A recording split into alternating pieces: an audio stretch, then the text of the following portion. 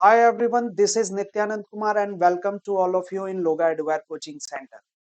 आज हम लोग क्लास 8 का साइंस पोर्शन में फिजिक्स का एक इम्पॉर्टेंट चैप्टर करने वाले हैं जिसका नाम है फोर्स एंड प्रेशर, जिसमें हम लोग सारे कॉन्सेप्ट को पढ़ेंगे और आपके कॉन्सेप्ट को क्लियर करने में मैं एक कंट्रीब्यूट करूंगा। एक कंट्रीब्यूशन हमारा रहेगा जिसमें आप चीजों को याद नहीं भी रखते हैं और कॉन्सेप्ट को रखते हैं तो आप चीजों को समझ पाएंगे और इजिली आप ज्यादा समय तक उसको याद रख पाएंगे। ठीक है, तो चलिए हम लोग बिना समय गवाए फटाफट से शुरू करते हैं अपने इस चैप्टर का नाम जो है फोर्स एंड।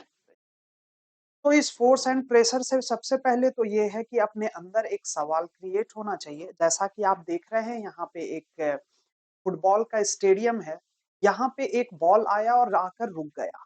अब हमारे मन में एक क्यूरियोसिटी आना चाहिए कि ये बच्चा सोच रहा है कि why did the ball slow down, क्यों बॉल स्लो हो गया।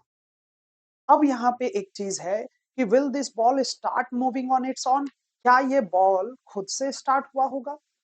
तो इस चीज को कहीं ना कहीं अगर हम लोग समझने की कोशिश करें तो भाई अपने से होगा नहीं, वो कौन कर रहा था, वो फोर्स कर रहा था। और इसी चीज को हम लोग डिस्कस करेंगे यहाँ पे। तो फोर्स बेसिकली है क्या? Force is a physical physical quantity. इसका मतलब ये होता है कि वैसा क्वांटिटी जिसको आप देख सकते हैं, कोई भी ऐसा चीज कि लाल है, पीला है, नीला है, चौड़ा है, लंबा है, छोटा है, ये सब जो आप देख पा रहे हैं उसे हम लोग कहते हैं physical quantity. That bring an object from rest to motion, जो ऑब्जेक्ट को रेस्ट से मोशन करे, और मोशन टू रेस्ट, जो मोशन से रेस्ट कर दे। ठीक है, मोशन मतलब मूव करना, एक जगह से दूसरे प्लेस में दूसरे पोजीशन में जाना, और रेस्ट का मतलब जो पोजीशन है उसी पोजीशन में रखना। Now question is, what if there is no force, क्या होगा अगर फोर्स नहीं रहा तो? ये एक सवाल है। जैसे मान लो यहाँ पे आपको एक टेबल दिख रहा है जिसमें बॉल रखा हुआ है, तो object at rest will remain at rest.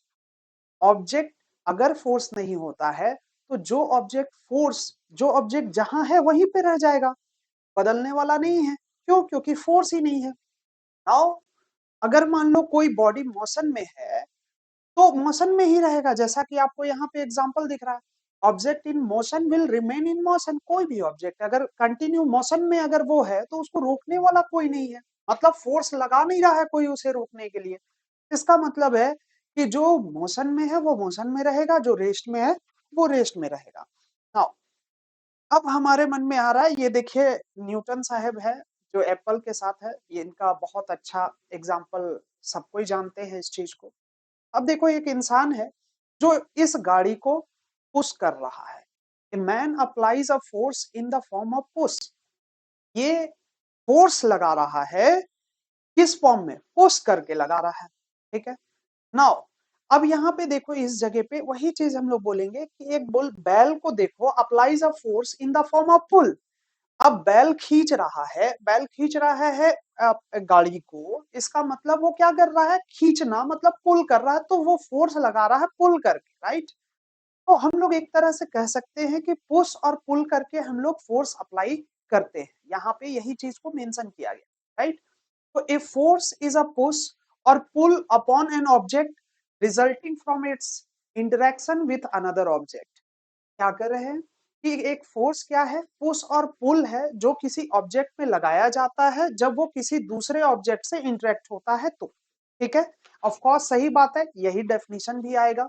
Now अब हमारे मन में क्वेश्चन आना चाहिए, कैन फोर्स बी सीन? क्या हम लोग फोर्स को देख सकते हैं? इमेजिन करो, क्या हम लोग फोर्स को देखते हैं? तो आंसर होना चाहिए नो, नहीं भाई। हम लोग तो फोर्स को देखते ही नहीं है। देखो एक एक करके चीज समझ में आएगा। How do you know there is force? कैसे जानते हैं कि फोर्स है या नहीं है?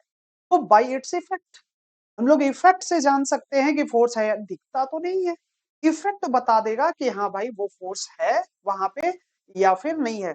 कोई देख रहे हैं क्या? हाँ वहां पे फोर्स लग रहा है 2 किलो न्यूटन का, कोई गाड़ी चल रहा है पुश कर रहा है, तो क्या दिखता है कि फोर्स लग रहा है? नहीं। वो इफेक्ट उसमें जो चल रहा है, इफेक्ट की वजह से कि हाँ भाई गाड़ी ढकला गया या गाड़ी मूव कर गया या रेस्ट में आ गया, तो हमको पता चलता है कि हाँ वहां पे फोर्स अप्लाई किया गया है। ठीक है ना, इफेक्ट ऑफ फोर्स। चलो इफेक्ट ऑफ फोर्स देखते हैं।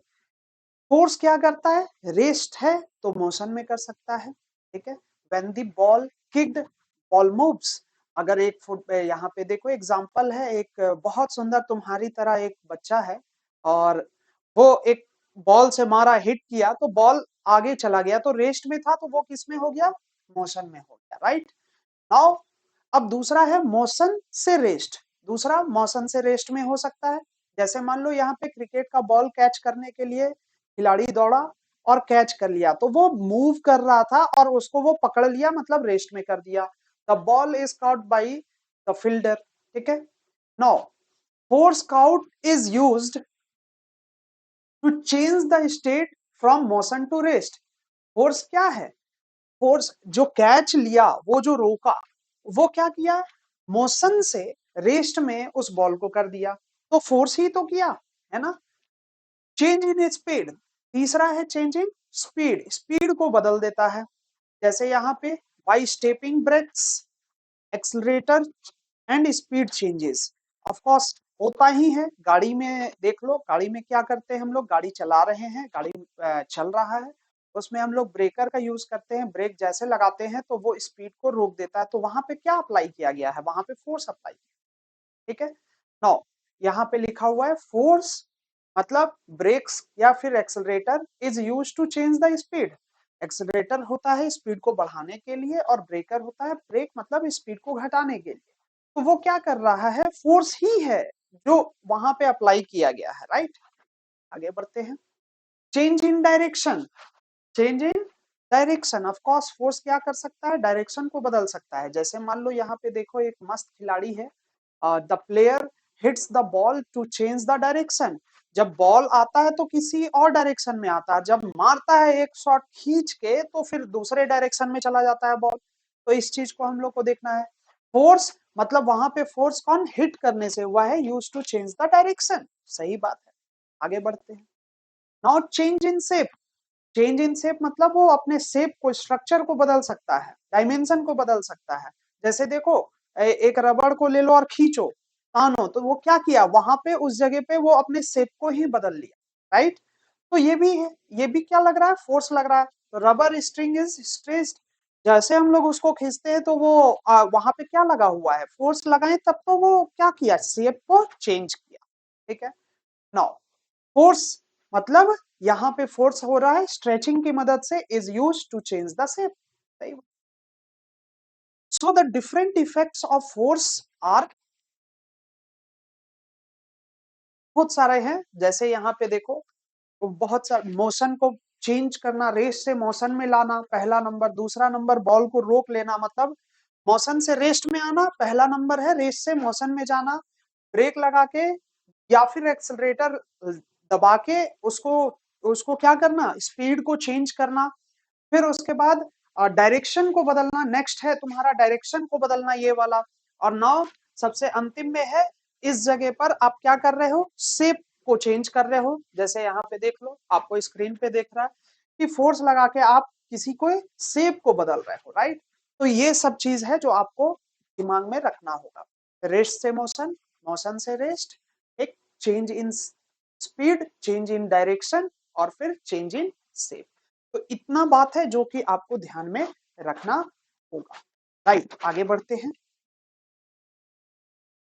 नेक्स्ट है force acting in same direction, और दूसरा है force acting in opposite direction. अब यहाँ पे जो बात हो रहा है वो कि फोर्स अप्लाई तो हो गया, लेकिन अगर दो चार फोर्स लग रहा हो, अलग अलग फोर्स लग रहा हो, तो वो कैसे हम लोग उसको जज करेंगे कि वो किसी चीज को और मतलब मजबूत करेगा, अगर कोई मोशन में है तो मोशन में और ज्यादा तेजी करेगा स्पीड में, या फिर थोड़ा कम कर देगा। इन सभी चीज को हम लोग समझने के लिए हम लोग इफेक्ट देख रहे हैं कि अगर सेम डायरेक्शन में दो फोर्स या उससे ज्यादा फोर्स अप्लाई हो रहा है तो क्या होगा। और दूसरी ओर कि अगर कोई फोर्स है जो अपोजिट डायरेक्शन में है, मतलब उल्टे डायरेक्शन में है, एकदम ऐसे ऐसे है, इस डायरेक्शन में है, अपोजिट डायरेक्शन में है, तो क्या होगा उसके बारे में हम लोग देखते हैं, ठीक है। जैसे कि एक बॉक्स आपको दिख रहा है, यहाँ पे आप देखो दो फोर्स लगाया गया है। बता दूं जानकारी के लिए कि फोर्स, फोर्स का यूनिट होता है न्यूटन, और अगर देखा जाए तो फोर्स का ऐसा यूनिट होता है न्यूटन, और ऐसे और भी यूनिट है जिसको हम लोग बोल सकते हैं फोर्स का सीजीएस यूनिट डाइन होता है, और आपका जो एसआई यूनिट होता है वो आपका न्यूटन होता है। तो डाइन ध्यान रखना है, ठीक है, बहुत सुंदर चीज है, याद रखना आसान भी है। तो अगर मान लो कोई एक बॉक्स है, उसमें दो फोर्स अप्लाई किया जा रहा है, 5 न्यूटन और 3 न्यूटन का, तो न्यूटन के टर्म में लिखा हुआ है effective force is equal to additional of force, मतलब एडिशन। यहाँ पे अगर बोल रहा है कि दो फोर्स अगर सेम डायरेक्शन में है तो आप उसे ऐड कर दे, मतलब वो स्ट्रेंथ देगा, दोनों एक ही डायरेक्शन में है। इसका मतलब ये हुआ कि अगर वो मोशन में है, 5 न्यूटन मोशन किया उसको, तो 3 न्यूटन और उसको तेज करेगा, उसकी स्पीड को तेज करेगा, मतलब टोटल फोर्स इन दोनों को ऐड करना होगा, ये ध्यान रखना है। ओवरऑल 8 न्यूटन का फोर्स लग गया। नाउ यहाँ पे बॉक्स है आपके पास, और यहाँ पर देखो एक डायरेक्शन में 5 न्यूटन का लग रहा है, दूसरे डायरेक्शन में 3 न्यूटन का लग रहा है। ऐसे सिचुएशन में आपको ध्यान देना है कि इफेक्टिव फोर्स मतलब ओवरऑल जो फोर्स होगा उसमें आपको माइनस करके देखना होगा चीज को, कि आपका ओवरऑल नेट फोर्स कितना अप्लाई हो रहा है। तो चूंकि 5 न्यूटन आपका ज्यादा है तो इसलिए वो थोड़ा डायरेक्शन में ज्यादा हो जाएगा वैल्यू। 2 न्यूटन का फोर्स लगेगा, 5 में से 3 घटा दो, 2 न्यूटन का फोर्स लगा, किस डायरेक्शन में? In the direction of where the value of force is more, जिसके पास ज्यादा वैल्यू होगा, लार्जर वैल्यू होगा, उस डायरेक्शन में ही 2 न्यूटन का फोर्स लगने वाला है। तो जैसा 5 न्यूटन का डायरेक्शन था उस डायरेक्शन में ही आपका यहाँ पर फोर्स देखने को मिलेगा, ठीक है। तो इस चीज को आप समझ गए होंगे। नाउ आगे बढ़ते हैं, types of force. Types of force, देखो दो टाइप का फोर्स होता है, कांटेक्ट फोर्स होता है और नॉन कांटेक्ट फोर्स होता है। अगर हम लोग कांटेक्ट फोर्स की बात करें तो force which act through a direct contact of object is called contact force. इसका मतलब ये हुआ कि अगर किसी दो ऑब्जेक्ट को जब हम लोग टच कर रहे हैं और फिर जाकर फोर्स आ रहा है, then we call this is contact force. दो टाइप का फोर्स होता है इसमें, मेनली मस्कुलर फोर्स और यहाँ फ्रिक्शनल फोर्स, दो टाइप का फोर्स हुआ, दिमाग में रखो। सबसे पहले हम लोग बात करते हैं मस्कुलर फोर्स की। तो मस्कुलर फोर्स किसको कहते हैं, दिमाग में रखना है कि कैन यू पुश और lift books lying on a table without touching it. क्या हम लोग अगर मान लो किसी बुक को अगर उठाना है, पकड़ना है, तो क्या हम लोग बिना टच किए उसको उठा सकते हैं क्या? क्वेश्चन एराइज करो। तो इसका आंसर होना चाहिए नो, ऑफ कोर्स नहीं, नहीं होगा वो, ठीक है। अब दूसरी तरफ सोचो कि अगर कोई देखो कितनी खूबसूरत बच्ची है, आप ही लोग में कोई होगी, तो इसमें अगर मान लो पानी खींचना है तो क्या बिना टच किए बकेट को या फिर रस्सी को, तो क्या हम लोग उस पानी को ला सकते हैं? Can you lift a bucket of water without holding it? तो इसका भी आंसर होना चाहिए नो, है ना, बिना पकड़े नहीं होगा। तो to apply a force on an object body has to be contact with the object, मतलब कहीं ना कहीं हम लोग कॉन्टेक्ट कर रहे हैं तभी जाके फोर्स लग रहा है ना। तो ऐसे सिचुएशन में the force resulting due to the action of muscles is known as the muscular force. वैसा फोर्स जो कि मसल, वैसा काम, वैसा एक्टिविटी या वैसा मोशन या फिर वैसा मोशन टू रेस्ट, जो भी एक्टिविटी हो रहा है जिसमें आप मसल का यूज कर रहे हैं, अपने शक्ति का यूज कर रहे हैं, अपने ताकत का यूज कर रहे हैं, तो वो सारे मस्कुलर फोर्स में आएगा, है ना। मतलब जो आप खुद से काम कर रहे हैं, मसल का यूज कर रहे हैं, वो आपका मस्कुलर फोर्स में आएगा एग्जांपल के तौर पे। Now the next question is frictional force. Frictional force में देखिए, जैसा कि साइकिल चल रहा है, इस साइकिल में when we stop pedalling bicycle it gradually slow down and finally comes to the stop. इसका मतलब ये हुआ कि जब आप साइकिल चला रहे होते तो पैडल जब तक मारते हैं तो आपका स्पीड बढ़ता है, राइट। लेकिन आप पैडल मारना जब छोड़ देते हैं तो एक टाइम के बाद धीरे धीरे, ग्रेजुअली का मतलब होता है धीरे धीरे, धीरे धीरे करके वो आके रुक जा रहा है एक जगह पे। तो सवाल है, यहाँ पे सवाल ये है कि ये कैसे हो गया। एक गाड़ी को ले लो, यहाँ पे देखो एक गाड़ी चल रहा है। A car also comes to the rest once it engine is switched off. अगर कोई कार चल रहा है उसके इंजन को ऑफ कर दो, बंद कर दो और छोड़ दो, देखो कुछ समय बाद वो अपने से ऑटोमेटिकली जाके रुक जाता है ना। एक बॉल को देखो, बॉल को अगर कोई किक मारता है तो एक टाइम, एक दूरी, एक डिस्टेंस ट्रेवल करने के बाद वो जाके कहीं ना कहीं रुक जा रहा है ना। तो the force responsible for changing the state of the motion of the ball is called force of friction. तो देखो ये सब कहीं ना कहीं आप समझो कि अगर कोई बॉडी में कुछ ताकत लगाया गया, फोर्स लगाया गया जिसके कारण वो मोशन में गया था, और फिर धीरे धीरे करके जब ताकत को खत्म कर दिया जाए तो ग्रेजुअली धीरे धीरे आके वो रुक रहा है, इसका मतलब है कि उसको कोई अपोज कर रहा था। तो जो उसको अपोज कर रहा था this is called force of friction, उसी को फोर्स ऑफ फ्रिक्शन मतलब कहने का मतलब साइकिल रुका फोर्स फ्रिक्शन की वजह से, फुटबॉल रुक रहा है फ्रिक्शन की वजह से, वो गाड़ी रुक रहा है फ्रिक्शन की वजह से। ठीक है, आगे बढ़ते हैं।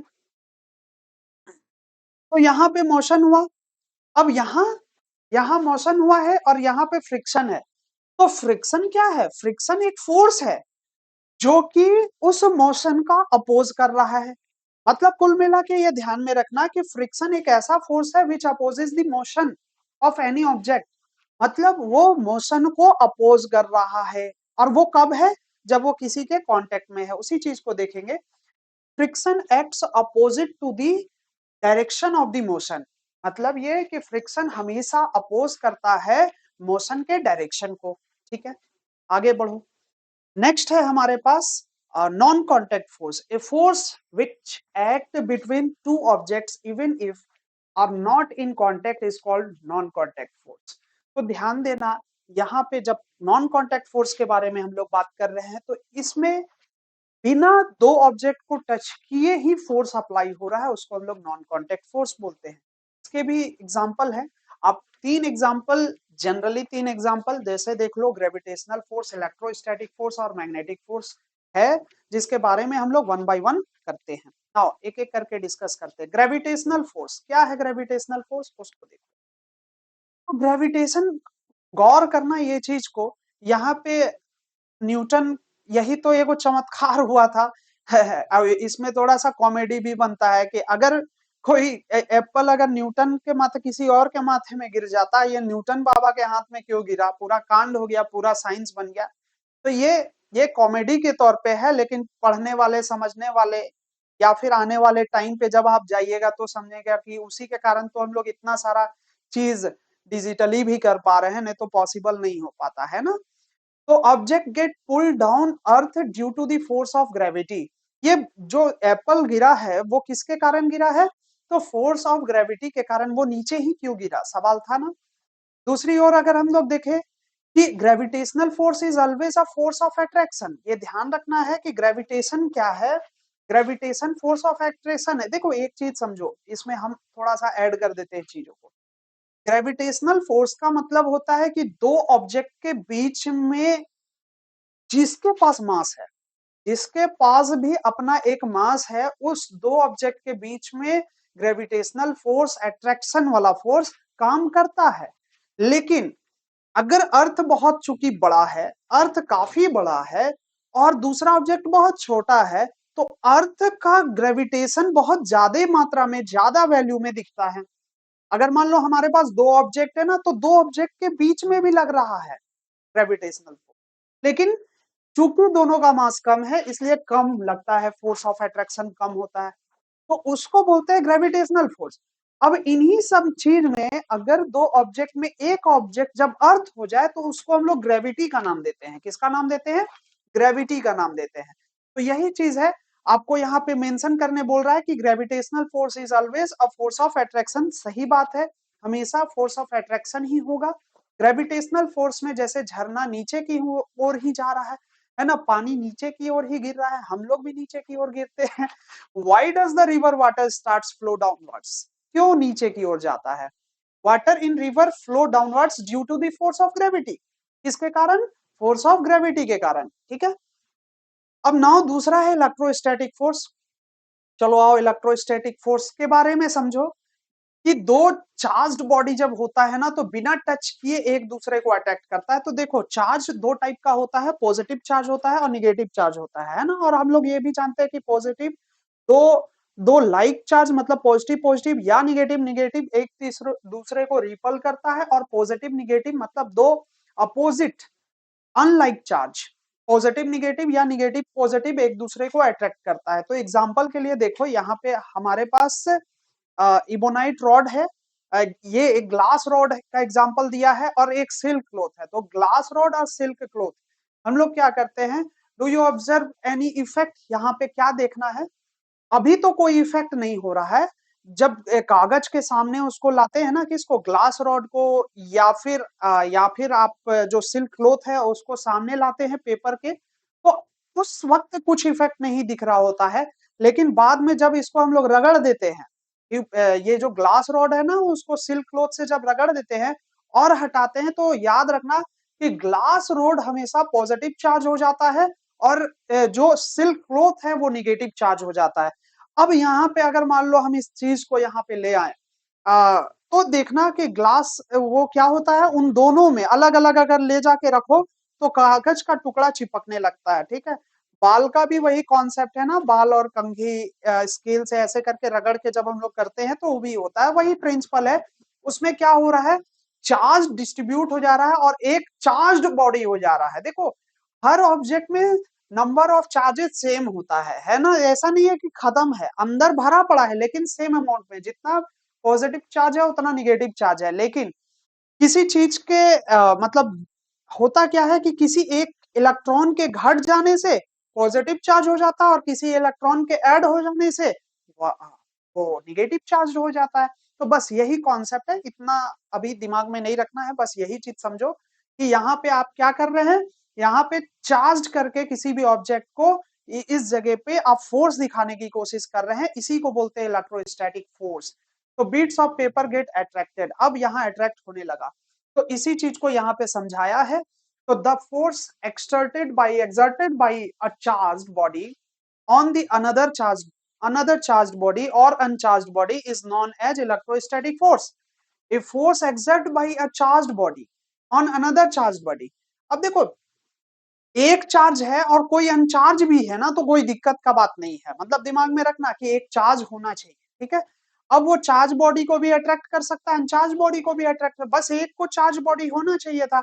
तो उसी में हम लोग उसी चीज को बोलते हैं इलेक्ट्रोस्टैटिक फोर्स। तो इस डेफिनेशन को आप दिमाग में रख सकते हैं। ठीक है, आगे बढ़ते हैं। तीसरा है मैग्नेटिक फोर्स। मैग्नेटिक फोर्स के बारे में अगर हम लोग जानने की कोशिश करें तो आप लोग सबको पता है कि मैग्नेट होता है, मैग्नेट में नॉर्थ पोल और साउथ पोल होता है और उन दोनों के बीच में एक फोर्स ऑफ अट्रैक्शन देखने को मिलता है।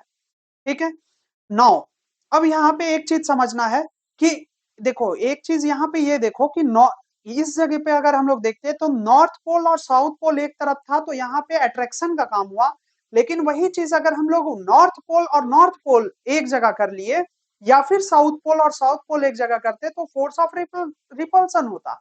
इसका मतलब है, दिमाग में रखो कि अगर मान लो दो अनलाइक, जैसे इलेक्ट्रोस्टैटिक में था वैसे ही यहाँ पे आ जाओ, अगर नॉर्थ और साउथ या साउथ और नॉर्थ अगर रहे तो फोर्स ऑफ अट्रैक्शन काम करता है।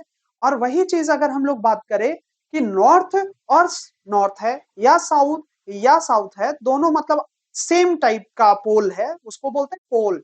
दो पोल होता है मैग्नेट का, नॉर्थ पोल और साउथ पोल।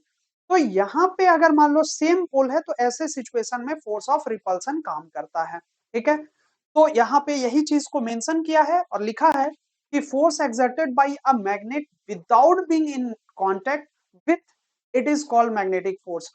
बोल रहा है कि मैग्नेट ऐसा चीज है जो बिना कांटेक्ट किए फोर्स वहां अप्लाई हो रहा है। अब यहाँ देखो दोनों चीज है, फोर्स ऑफ अट्रैक्शन भी है और फोर्स ऑफ रिपल्सन भी है, तो दोनों चीज यहाँ पे हो रहा है। लेकिन ग्रेविटेशनल फोर्स में सिर्फ फोर्स ऑफ अट्रैक्शन था। ठीक है, एक एक्टिविटी देखो, फटाक से आगे बढ़ते हैं।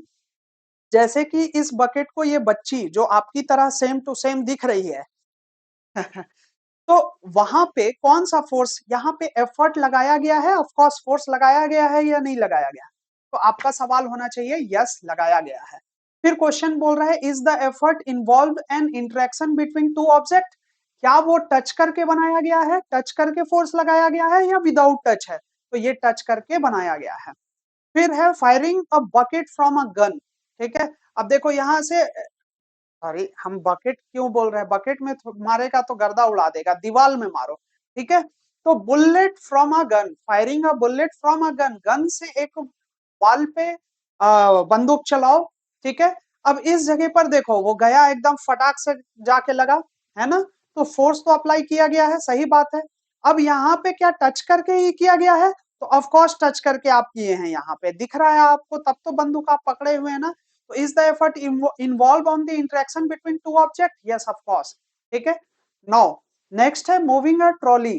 ट्रॉली को आप मूव करा रहे हैं, ये देखो यार आपकी तरह एकदम हूबहू बहुत बढ़िया बच्चा है। ठीक है, यहाँ पे फोर्स लग रहा है, ऑफ कोर्स फोर्स लग रहा है। तो यहाँ पे आप क्या कर रहे हैं, इस जगह पे आप देख सकते हैं कि यहाँ पे आप टच करके ही, मतलब कांटेक्ट फोर्स ही है, यहाँ टच करके ही आप चीजों को खींच रहे हैं। तो ये भी किसका एग्जाम्पल है? ये भी आपका कांटेक्ट फोर्स का एग्जाम्पल है। ठीक है, Now, आगे बढ़ते हैं। Have you ever wondered why a camel can walk on the sand easily? यहाँ पे सवाल है कि आप क्या समझते हैं रेगिस्तान में चलना कितना मुश्किल हो जाता है, लेकिन कैमल बहुत आराम से वहां पे चल पाता है।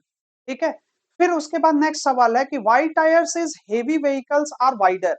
बोल रहा है कि जब आप गाड़ी, बड़ा बड़ा गाड़ी को देखेंगे, उसके टायर को देखेंगे, तो उसका चौड़ाई जो विड्थ होता है वो बहुत मोटा होता है, ऐसा क्यों किया जाता है? दिमाग लगाना है। तो इन सभी चीज को समझने के बाद यही समझ में आ रहा है कि ये सब रीजन है प्रेशर को झेलने का। तो यहां से हम लोग का शब्द एक टेक्निकल वर्ड निकल के आता है, प्रेशर। तो क्यों ऐसा करते हैं? तो प्रेशर की वजह से करते हैं। क्या है pressure? Now we discuss it. ठीक है, स्टार्ट करते हैं आगे कि हालांकि है क्या प्रेशर ये। तो देखो बाबू, यहाँ पे आपको एक बड़ा सा बार दिख रहा है, ए और बी, और इस जगह पर एक कील लगा दिया गया है। Consider the pin kept vertical with the tip touching the surface of the board. मतलब एकदम सीधा सीधा एक कील को रखो। ठीक है, दूसरी ओर, दूसरी ओर आप एकदम ऐसे करके सुता के उसको रखो। ठीक है, consider another pin lying horizontal on the surface of the board. Horizontally ऐसे करके शिफ्ट कर दो। ठीक है, अब यहाँ पे देखना है इस चीज में कि here area of contact with the board is smaller. आप देखो यहाँ पे जो बोर्ड के साथ एकदम पतला सा जगह पे वो टच किया है, कौन कौन सॉरी सॉरी कौन किल। ठीक है, और उसी जगह के यहाँ पे देखेंगे तो यहाँ पे जो कॉन्टेक्ट एरिया है उस बार के साथ, या फिर उस लकड़ी के साथ, या उस वुड के साथ, तो वुड के साथ यहाँ पे आप देख सकते हैं उस बोर्ड के साथ कि लार्ज अमाउंट पे टच किया हुआ है, राइट। अब देखना यहाँ पे मामला क्या है। आगे अगर हम लोग देखें इस दोनों को, अगर हम लोग फोर्स अप्लाई करते हैं, तो नाउ आगे देखते हैं। When same amount of perpendicular force is applied, same amount of force को अगर मान लो हम वहां पे किए, तो वो देखना इन ये वाला, चूंकि कांटेक्ट एरिया इसका कम था और इसका ज्यादा है, तो चूंकि कांटेक्ट एरिया कम था तो वो ज्यादा अंदर तक चला गया, और इसको जब किए तो बहुत कम, एकदम हल्का सा हो गया। मतलब सेम फोर्स जब अप्लाई किया जाएगा तो वैसे सिचुएशन में आपका जो कम कांटेक्ट एरिया वाला जगह है वो ज्यादा अंदर तक चला गया, और जिसमें ज्यादा एरिया था वो कम अंदर तक गया। Pin at a point A moves deeper than the point B, of course ठीक है, वही बात को बोला गया है। Thus force is same but the effort of the force depends on the area on which it act।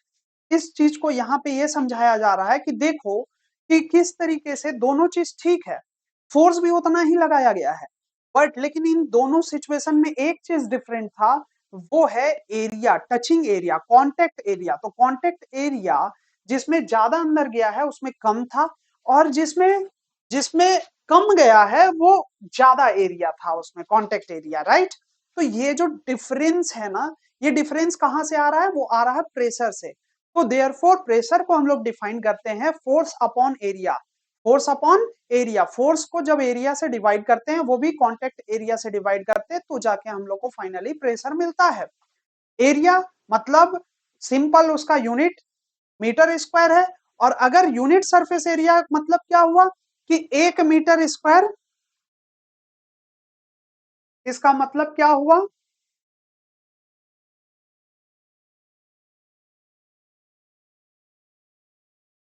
इसका मतलब हुआ कि 1 मीटर उसका ब्रेथ होना चाहिए, 1 मीटर उसका लेंथ होना चाहिए। तो ये वाला जो एरिया है उसको बोलते हैं हम लोग यूनिट एरिया। क्या बोलते हैं? Unit area, right.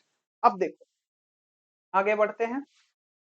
तो 1 मीटर स्क्वायर में जितना फोर्स अप्लाई हो रहा है, तो एक तरह से देखो यहाँ पे हम लोग देखते हैं डेफिनेशन, अगर हम लोग दिखाएं इस जगह पे, तो फोर्स पहले तो फटाफट एक बार देख लो, जो ये दिखा रहा है कि फोर्स देखो 90 डिग्री में अप्लाई किया गया है।